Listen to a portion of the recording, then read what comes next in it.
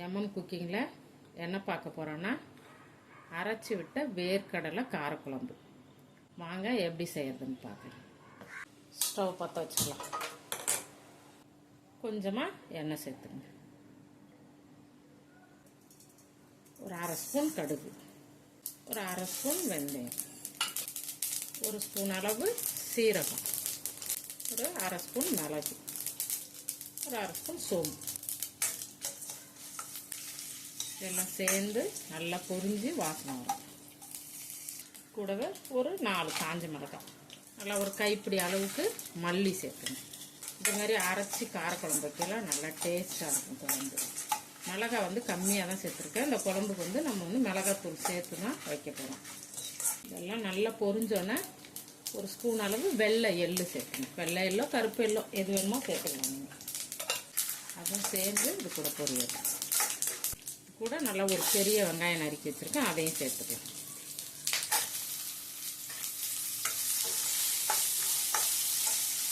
இப்போ பெரிய சைஸ் தக்காளியாக ஒரு 2 சேர்த்து அதையும் அது கூடவே நம்ம வதக்கிக்கலாம்.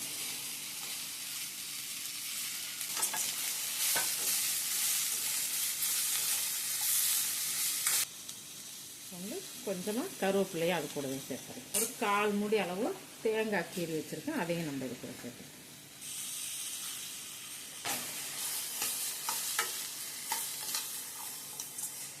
இந்த அளவு நல்லா வதங்கினோன்னா நம்ம இதை எடுத்து ஆற வச்சு மிக்ஸி ஜாரில் அரைச்சிடலாம்.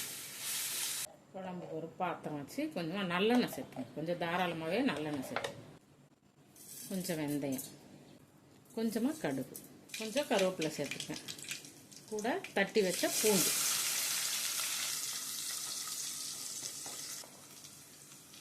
ஒரு கைப்பிடி அளவு வெங்காயம் சேர்க்கணும். வாழைக்காய், கத்திரிக்காய். இந்த கத்திரிக்காய் வந்து நம்ம வீட்டில் மாடி தோட்டத்திலே இருக்கிற கத்திரிக்காய். ஒரு 4 செடி வச்சுருக்கேன். நல்லா இப்போ காய் காய்க்குது.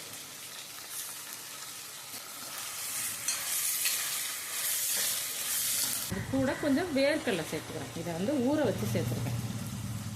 வறுக்காத வேர்க்கடலை ஊற வச்சு இது கூட சேர்த்துக்கணும். நல்லா நம்ம இப்போ வதக்கி 1/4 ஸ்பூன் மஞ்சள் தூள் சேர்த்து, குழம்பு மிளகாத்தூள் சேர்த்துங்க.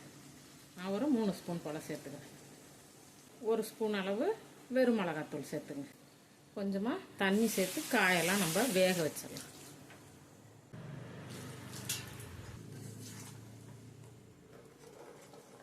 குழம்புக்கு தேவையான உப்பை சேர்த்துக்கலாம். ஒரு மூடி போட்டு நம்ம இப்போ மூடிடலாம்.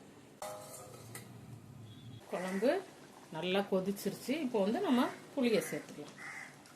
நெல்லிக்காய் அளவு புளி எடுத்து நல்லா தண்ணியாக கரைச்சி வச்சுருக்கேன், அதை நம்ம இது கூட சேர்த்துக்கலாம்.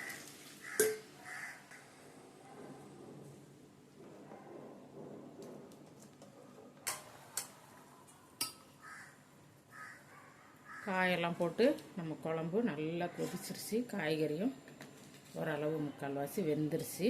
இப்போ நம்ம அந்த வறுத்து அரைச்ச மசாலாவை இது கூட நம்ம சேர்த்துக்கலாம். டேஸ்ட் அருமையாக இருக்கும். நான் எப்படி செய்யணும் அதே போலவே செஞ்சு சாப்பிட்டு பாருங்கள். இந்த மசாலாவை நம்ம இது கூட இப்போ சேர்த்துக்கலாம்.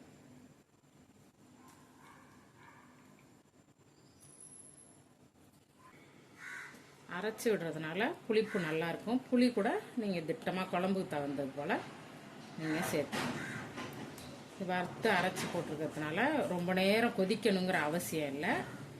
நல்லா ஒரு கொதி வந்தோன்னே நீங்கள் ஆஃப் பண்ணிடுங்க.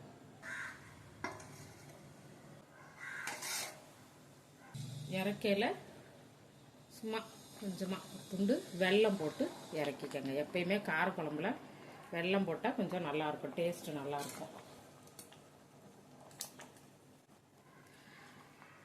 அரைச்சி விட்ட வேர்க்கடலை காரக்குழம்பு ரெடி ஆயிடுச்சு. நீங்களும் உங்கள் வீட்டில் செஞ்சு சாப்பிட்டு பார்த்துட்டு எப்படி இருக்குங்கிறத கமெண்ட்டில் சொல்லுங்கள். லைக் பண்ணுங்கள், ஷேர் பண்ணுங்கள், சேனலை சப்ஸ்கிரைப் பண்ணி சப்போர்ட் பண்ணுங்கள். நன்றி.